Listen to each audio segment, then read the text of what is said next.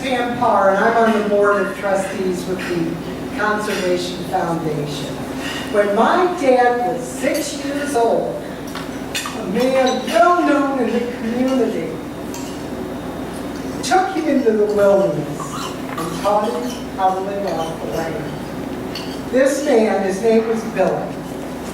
He taught my dad how to hunt and fish, hunt following deer tracks, fish using a bow and arrow, and learned how to sleep in the wilderness with the brush as his blanket. He also taught my father a very deep love and respect for the land and nature. He loved the mountains that rose up on it, the waters that ran through it, and the wildlife that thrived in it. Dad grew up and played and learned from one of the very first conservation projects in the world. You now know it as Yellowstone National Park. And the man that took him out, Billy Estes, was one of the last true mountain men that was raised and lived in Cody country. I remember the stories. I grew up with them. When I was 6, was my first venture to my grandparents' ranch in Cody, Wyoming. It's called the Lazy MD. In one of the large fields, the Lakota Sioux camped for the summer as they participated in the nightly Cody Rodeo. I loved going down there. I remember the stories that the Indians would tell about great battles and great hunts. But I was most enamored over the stories and the legends of the land and nature, and how the land belonged to all of us, yet none of us. I was mesmerized. Thus began my long passion for conservation and conservation education.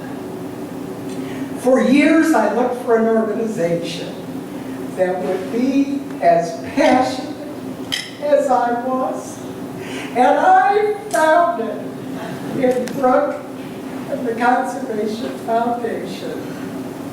In 2007, the foundation was instrumental in helping save an old Boy Scout camp that was destined to become just another housing development in Kendall County.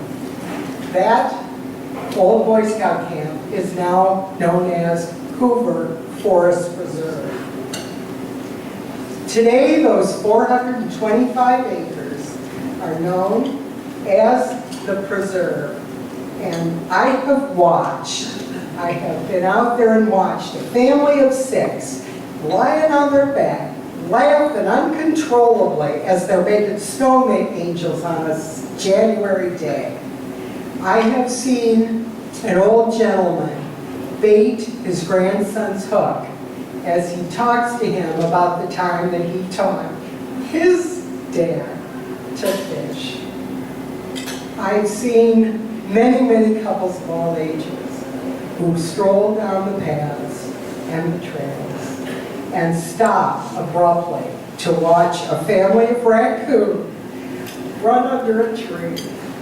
And I've seen the amazement in kids, especially a young girl, who looked up at this night sky and was told, no, those aren't airplanes, they're stars and planets. I'm all in. I'm hooked on this outfit. Through the work of the foundation, I know that I make a difference in someone's life every day. I also know that I will make a difference in the generation of kids who follow. My legacy is enduring and meaningful.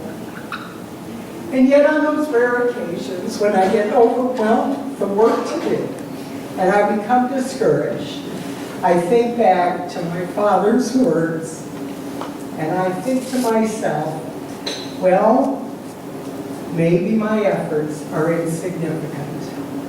And then the words come flooding through, and they were these words. If you ever think that what you do is insignificant in any way and doesn't matter, think of going to bed with a mosquito in the room.